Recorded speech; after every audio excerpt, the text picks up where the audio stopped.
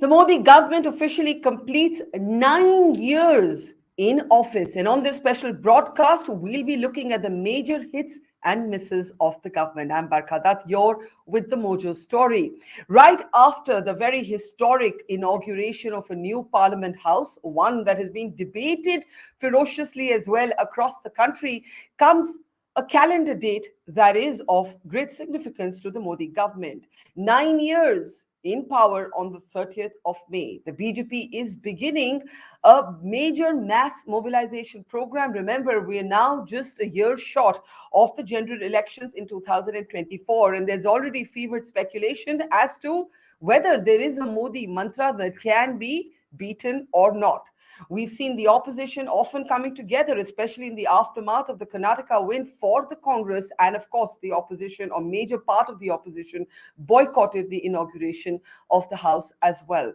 There's a lot to talk about as we look at the Modi government's report card and also look ahead at the general elections of 2024. Will the government and the BJP in particular change tack in the last few months, in the last mile, as it were, before 2024? Joining us on the special broadcast this evening is our newsmaker, BJP leader, Swapan Dasgupta, also, of course, one of India's best-known journalists and columnists. It's always good to see you, Swapan.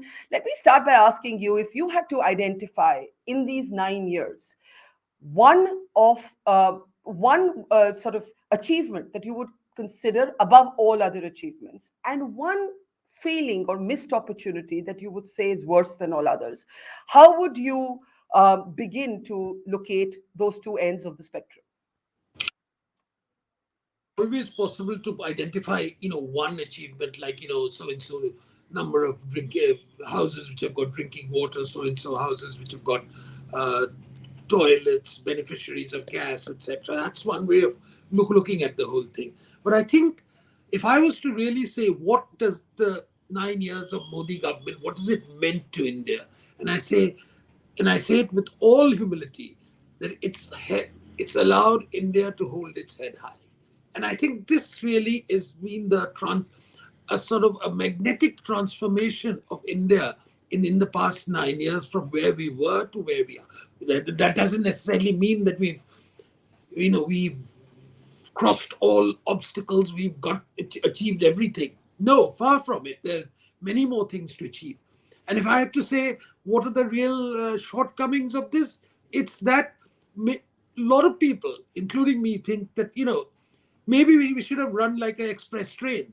And, there are issues where there are certain areas where we haven't achieved the targets so far. And parts of India are still stuck in backwardness. Large parts of India have moved forward, but some parts of India, including where I am, sitting at present in Eastern India, we're still behind schedule. There's a kind of assessment that often talks about the Modi government doing very well, let's say at infrastructure, doing very well at India holding its own on the global stage, but doing less than well, some would say, on social integration, right? That's the one feedback that even you would get all the time. The fact that the BJP doesn't have, for example, a Muslim member of parliament in the Lok Sabha at present. This could change, of course. Do you see it like that? Do you see some areas where the government has done very well and some areas where the BJP's sort of old roots refuse to shake themselves off? Well, the area which it has done spectacularly is that it's created the architecture of a welfare state. And I say that with the knowledge that there are very basic issues which have been addressed by this government, which is the question of drinking water, the question of toilets, the question of cooking gas, things which should have been addressed many, many decades ago, I presume, but which is finally a government has started addressing them. Getting the money, the benefits across directly to the beneficiaries without leakages as far as possible. These are colossal achievements, along with the catching up in the infrastructure sector, which we've done. But, as you quite rightly said, there are some sections of India which feel that no, we are not participants in this. They may be wrong in the sense that, of course, they are beneficiaries of infrastructure. They are beneficiaries of the welfare schemes which have been doled out, and there has been no discrimination as far as it. But it's a perception. It's a perception that we are not stakeholders in the power structure. And I think you're right in saying that a section of the minorities feel so. And I think the reason for it is, of course, the fact that minorities have so far, both in 2014 and in 2019, they did not vote or support Mr. Modi or the BJP in any meaningful way. And I think that exclusion, that political exclusion, which resulted from their opting out of this, uh, from the BJP ecosystem, has now started affecting a lot of them in the sense that they feel that no, it's not giving us returns. It's a perception more than actually material. It's an emotional perception rather than a material reality. But isn't it a catch-22? For example, if the BJP does have a Muslim, let's say, ministers, as it has in the past, or members of parliament, they're often called Sarkari Musalmans, BJP Musalmans. If the BJP does feel Muslims, as it did, for example, in the Delhi local elections, they don't fare that well, then the BJP turns around and says, well, Muslims don't vote for us, and so on. Who isn't the onus on the government to break, in a way, this cycle? Well, I think, of course, it is. It's up to both parties to try and break the cycle. I mean, there has to be a conversation, but it cannot be a one-sided conversation. There has to be a response somewhere or the other. So far as I've noticed, there has been no real response, and a section of the Muslim community, for example, has taken things like the triple talaq bill, the banning of the triple talaq bill, or the abrogation of Article 370, or the enactment of the citizenship amendment laws, new citizenship amendment, as being attacks on the Muslim community. I don't believe they are. I believe they address specific issues which may touch upon Muslims. In the case of the CAA, it doesn't touch upon Muslims at all. It's had nothing to do with Muslims. And yet the most ferocious opposition came from Muslims who were not even affected by the CAA in any way possible. And wasn't there a signaling?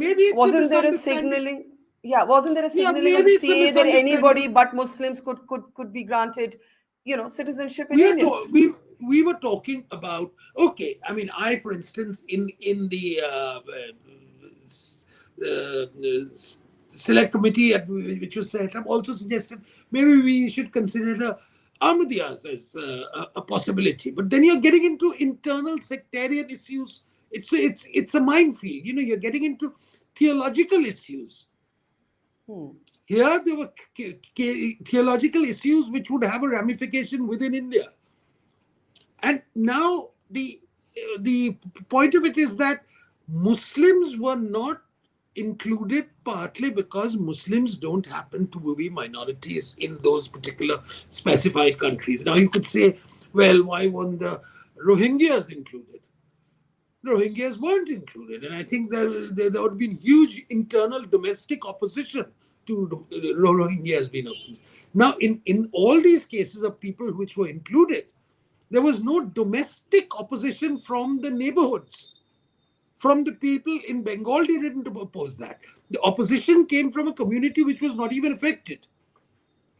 So, so there is misconception, misperception, there is signaling issues. Yes, but I agree. Yes, that is a problem. It is a problem that the Muslim community does not feel a part of the BJP ecosystem. It somehow, despite being beneficiaries of the achievements of the Modi government, it doesn't feel to be somehow emotionally linked to it. Does it have something to do with the kind of crazy rhetoric that we see from sort of hate mongers that the government takes a long time to shut down? Does it have to do with that?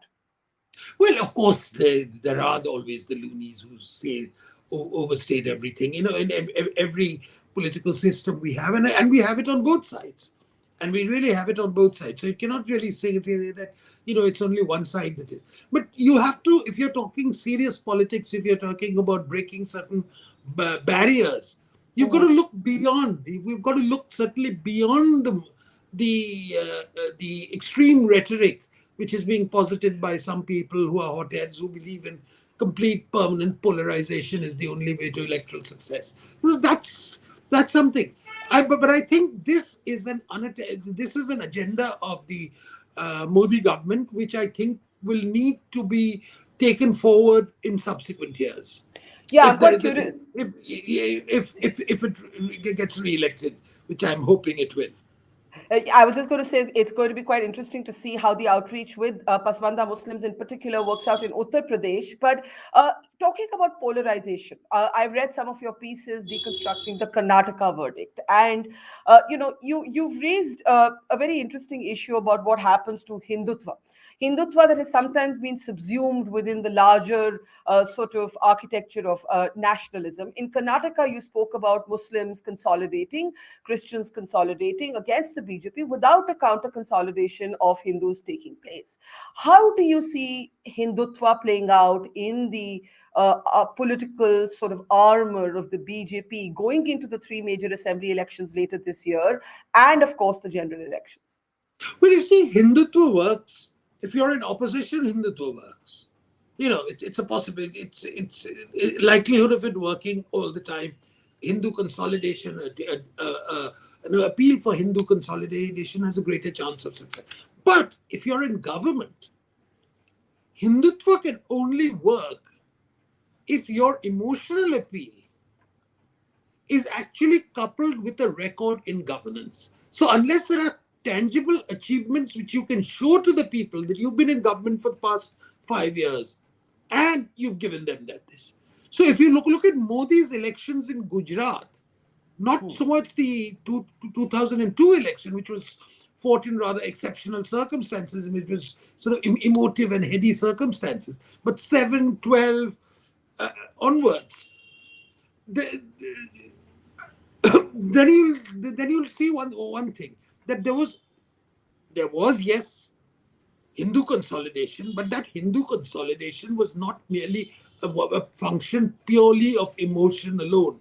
It was also based on a tangible record of good governance which had been given to the state.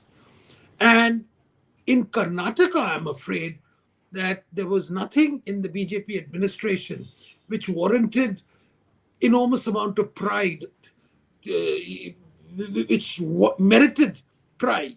And therefore, just talking about Hindutva, what it managed to do was that it managed to secure BJP the 36% vote which it had got earlier.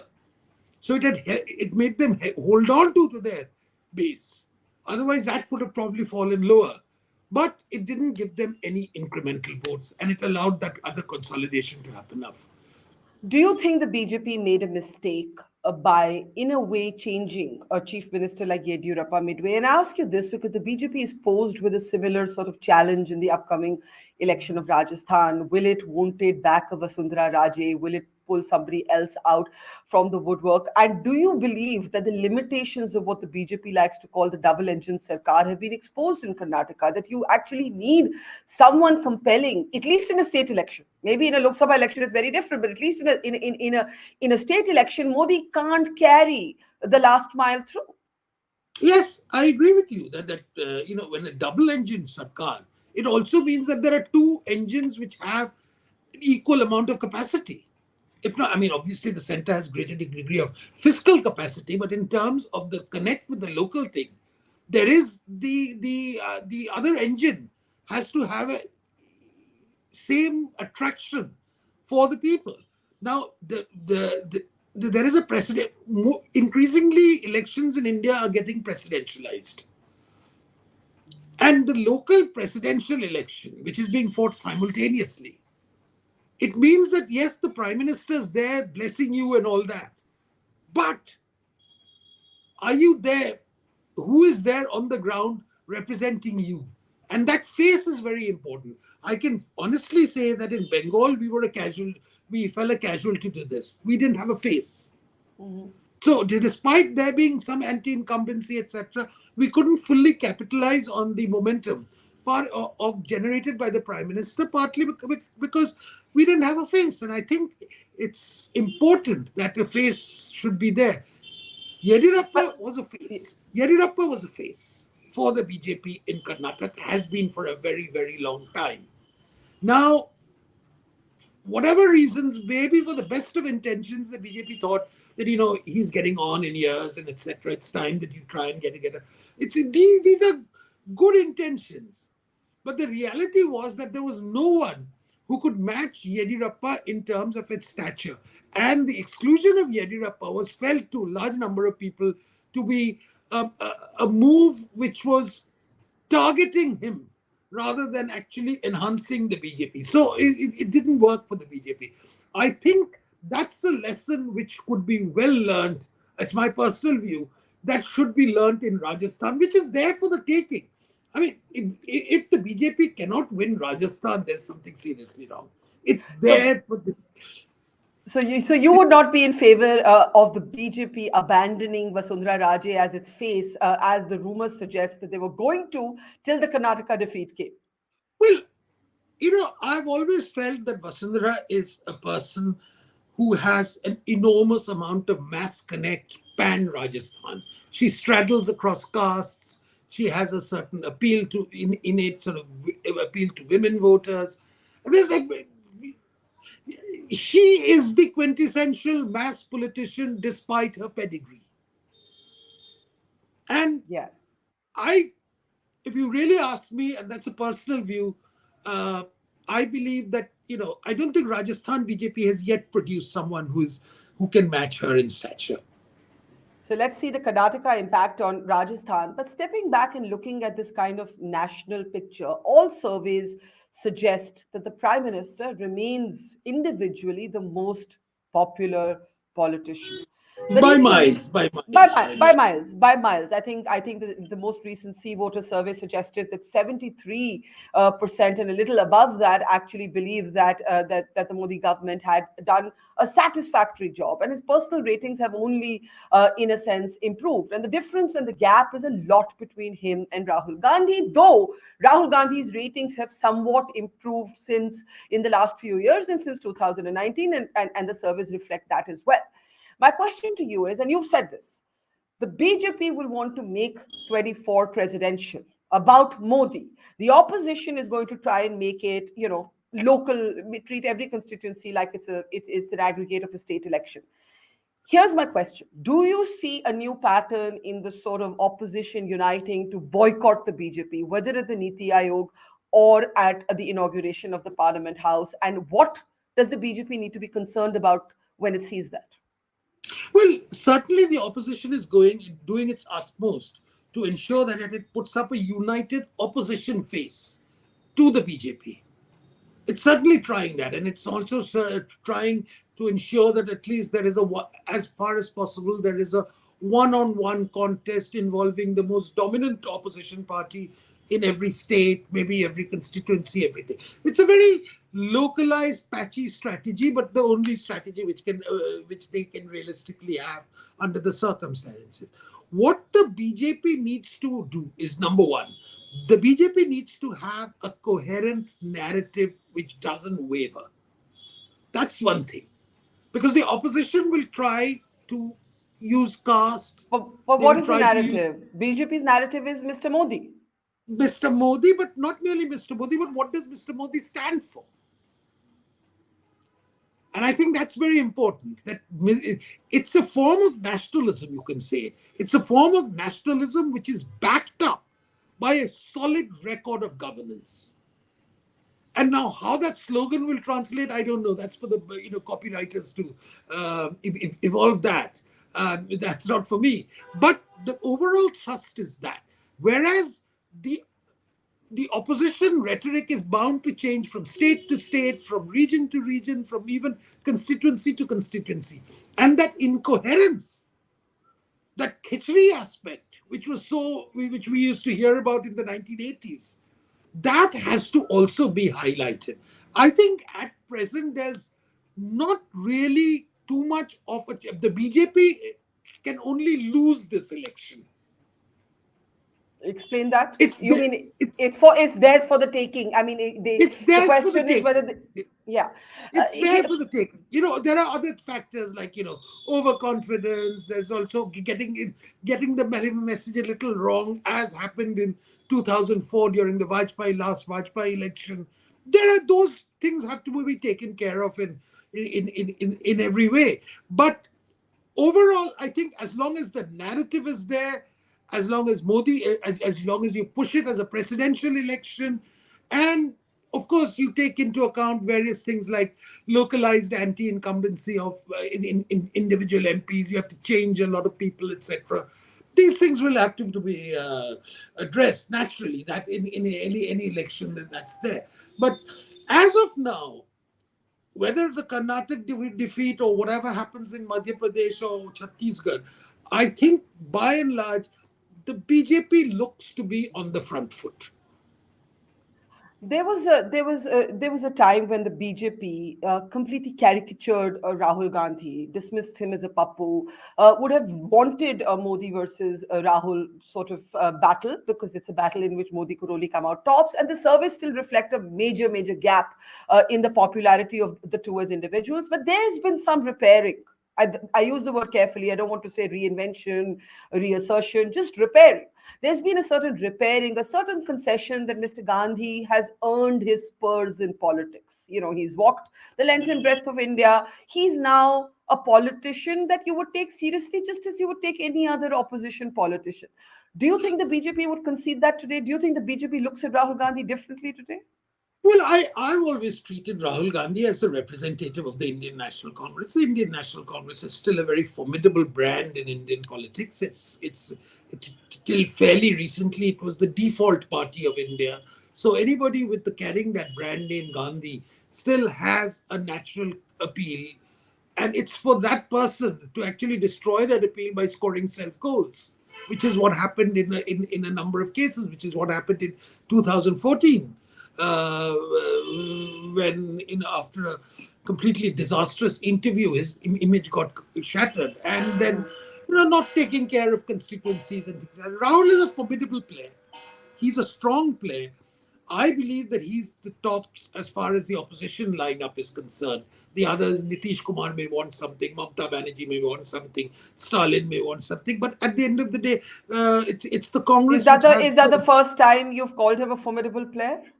no. I mean, look, I don't underestimate any politician. If there is one lesson which I learned personally, was that in 2004, there was a lot of people in the BJP who said at that time that, I'm so glad Sonia Gandhi must always be propped up, because with Sonia Gandhi, we can't lose. You lost despite Right. Sonia Gandhi being there. Sonia Gandhi Right. may not have contributed to your did you defeat directly, but Sonia, they didn't help bolster you up. Sonia's presence didn't bolster you up. So everybody, and subsequently she was crowned sort of Mother India by everyone, etc. Now, so if that lesson is to be learned, it is that do not underestimate your opponent in any way. So Rahul Gandhi, I treat him as a significant player. He's not my cup of tea. His type of politics, that doesn't appeal to me. But yes, there are people, and the chattering classes of India who very well have been craving and yearning for a return to the Ancien regime. They have latched on to Rahul Gandhi as the symbol, as someone who can deliver When them you, from this great evil called Narendra Modi. I was only smiling at the reference to the chattering classes, because Vanity Fair, has a section called the old establishment and the new establishment, and I just think there's now a new chattering class and a new elite and a new car market gang, so to speak. But listen, more seriously, here's a question. Do you think Modi has acquired a certain amount of Teflon sort of sheen to him? And here I'm not making an ideological sort of point, but let's take up two things that have been bad headlines for the BJP. What's happening in Manipur and what's happening with the wrestlers. These are two very unconnected things, and I'm not trying to simplify them, but I'm saying Manipur, okay, it's a very complex thing. The Home Minister is there. It needs to be discussed separately. But when we saw the images of what happened with the wrestlers, irrespective of where you are politically, you see India sporting champions dragged by the police. You now see them talking about throwing their medals into the Ganga. Uh, and you wonder why would Prime Minister Modi, whose slogan is Beti Bachao, Beti Padhao, who met with these athletes personally, Yogi Adityanath himself is no fan of the MP who's being accused of sexual harassment, Brij Bhushan Sharan Singh. Why would the BJP invest political capital in protecting one member of parliament rather than reacting to a people's movement such as the wrestlers' protest, even if it's been validated by some members of the political opposition? No, I tend to agree that these are bad optics. This is bad optics, more than anything, although it's not so national. I mean, let me tell you, sitting in Kolkata at present, the wrestlers' protest seems very much something which is happening specifically to Delhi. So, but Manipur is a far more serious issue. Manipur is a place, like in the Northeast. The Northeast has been seen as a great triumph of the BJP in every respect, infrastructure, this, that, and the other, political outreach. And suddenly, out from nowhere comes a court verdict, and boom, the whole thing goes up in flames. And those old wounds once again start resurfacing. Now, this is, to my mind, the most serious issue.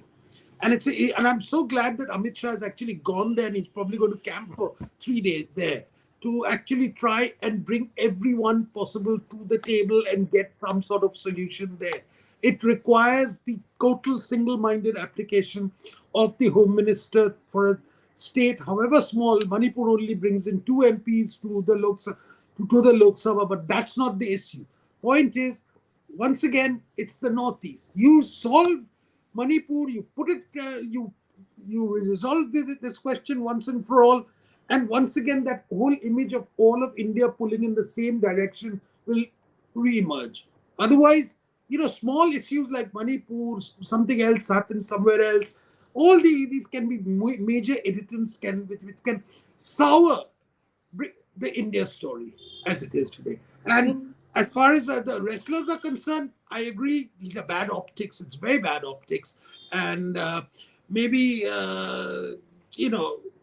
people who are in charge of handling the optics should take note. Yeah, I'm glad to hear you say that, because literally all it would take is a comment from the Prime Minister, a statement from the Prime Minister, I think, for the wrestlers to have pulled back. So I really wonder what is leading to the protection of Brij Bhushan Sharan Singh. But let's move on, because we have a little bit of time, and I want to talk about a great headline for the BJP, for the government, for India, which is the G20 meet that took place in Srinagar. I think it was a very, very powerful sort of signal to both Pakistan and China. Now, and to India, itself. And to India itself. I think it was a very, very sort of powerful sort of messaging, as it were. But what next? Where do you see the Modi government's Kashmir policy going from here? The Pakistan policy seems sort of frozen in time, and I don't think most Indians care. Pakistan itself is in so much tumult. But the Kashmir policy? Well, I think, Kashmir policy, we need an advance. We need a breakthrough at some point. We need some political players actually to come and break the ice. Whether it can be done through elections first or elections after, I do not know. But that breakthrough hasn't as yet happened. There have been attempts to create a new political class in Kashmir, but but that takes time. That's not going to happen instantly and in overnight form. And the encouraging thing is that terrorism is now at a more controlled stage. Let's put it this way: it hasn't ended totally, but it's under control, and it cannot. And certainly across the border, they've got their own major problems to resolve, which they're not so much looking at Kashmir. So this is a good time to do it. Now, I don't know exactly what initiatives are there, but I think the psychological environment to mount an initiative is certainly there in Kashmir now. In the final few minutes, let's talk about one sort of global challenge that that hasn't actually been resolved satisfactorily, and I'm talking about China. There's very little public conversation about what's happening with China, but what we do know is that Eastern Ladakh is now heavily militarized. There was one breakthrough, or rather de-escalation at Pangong So, but in all the other spots of conflict, the Chinese aggression continues, and the Chinese attempt to violate India's territorial integrity continues. How do you see this China challenge? Because it's also pushing India to maybe pick a side. India has never believed in being an ally, and at the same time, non-aligned positioning is I would say infra-dig. Today, India acts from self-interest, fine, but the Chinese challenge, where is the final direction in which that pushes India? There are those diplomats who believe the SCO is a waste of time. It's dominated by countries like China. What do you think? Well, I think, what this China issue has done is one, that China is regarded as a threat by large sections of the world. It's not something which is confined to India. Chinese hegemonism has alarmed the West. As a result, India is an indirect beneficiary, as people sort of say that, look, it's important that India be supported, India be propped up, India be made the proverbial hedge. As far as India is concerned, I think the approach which the Modi government has taken in handling China is that build your own capacity. Build capacity. What we really lacked vis-a-vis China was capacity. We are still a long way away. The gap is still huge, but it's narrowing. It's narrowing, and our moves to internationalize ourselves, to make ourselves more acceptable globally, to becoming a major global force within the Asia, another major global force within Asia, is, I think, going to stand us in good stead. But this is not something which is handling China, is not something which is going to happen overnight. It will have to be done in incremental steps. And I think these incremental steps are being pursued, but it's a long-term strategy. Now, let me just tell you. But the Modi government really, as I said, you're talking about China, but these elections will come when the atmosphere is slightly different. It's going to be an atmosphere which is going to be created, well, Sengol, the new parliament, all that, the ceremonial, the ornamentalism of the new parliament is always there. But remember, it's also going to be the time of the opening of the Ram Mandir. Yes. Do you still believe that that is a big political issue, or do you believe that peaked a few years ago?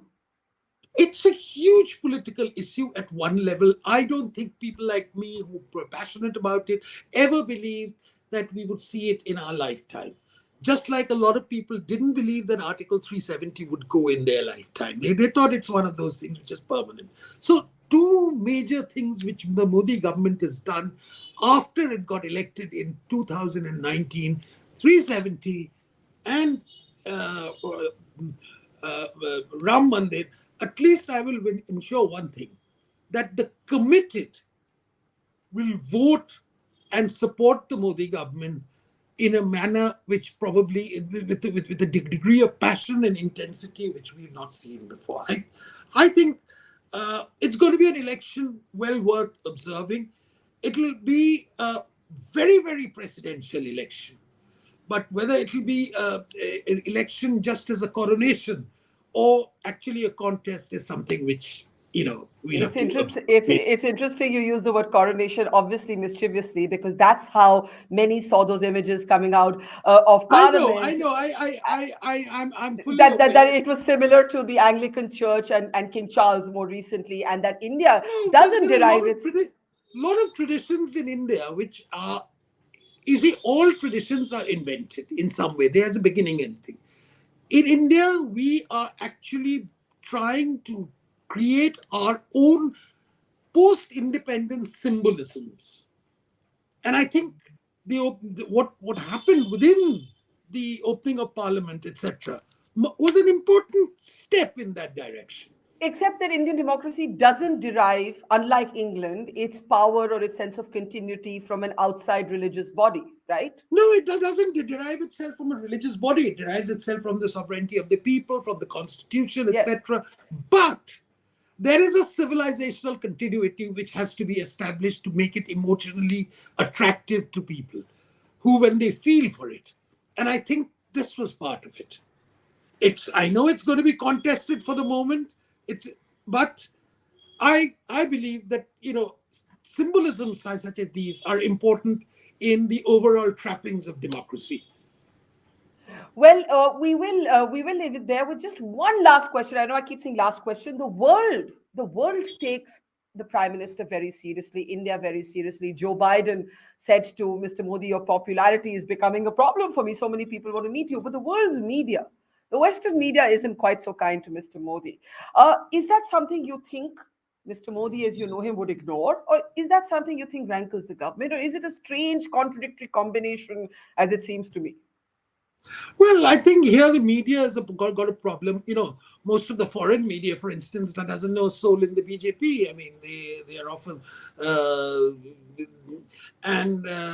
they believe that the BJP is made up of country bumpkins. So till that supercilious attitude, condescension actually disappears, it's going to remain. But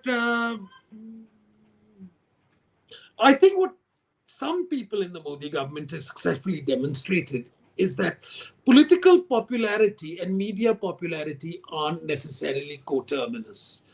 And that's not a healthy sign. That's not a healthy sign, but that's the reality. Well, the media debate for another time, Swapan. We'll keep this one to 9 years of the Modi government. Thank you so much. Always a pleasure. Take care and see you soon. Thank you. We started Mojo right here in this basement. Just 4 people, 4. And now we're about to hit our first 1 million subscribers. So this is to say thank you to all of you for your support, for your respect, and for your encouragement. We've always gone to where the story is. During the pandemic, when television's big anchors were hunkered down in their studios or at their homes, we hit the road. We traveled from Delhi to Kerala, covering 30,000 kilometers in our small car, reporting from inside ICUs and inside slum tenements. Whether it's flash floods or war zones, we've always put our boots on the ground. In fact, we're just back from Punjab, tailing the Khalistani fugitive Amritpal Singh. And through all of this, we have always put you, the people, first. In an age of partisan polarized media where most journalists are either chamcha ya morcha, we believe the story is sacred and the truth of the story is what matters. And now as we get ready for the next step, we need your help. Become a Mojo member and get first access to all our big interviews. Get a chance to ask our newsmakers questions. Get a chance to write and report for us for both our website and our channels. And also, interact with me and my colleagues directly through AMA sessions. Literally, ask me anything. Click on the join now right next to the subscribe button, and yes, also subscribe if you haven't yet, and become a Mojo member for just 159 rupees a month. Hope to see lots of you in our community. It's great to see you here. Thank you for watching our work. If you haven't subscribed yet, don't forget to click the bell icon and subscribe to Mojo Story and support independent, robust journalism.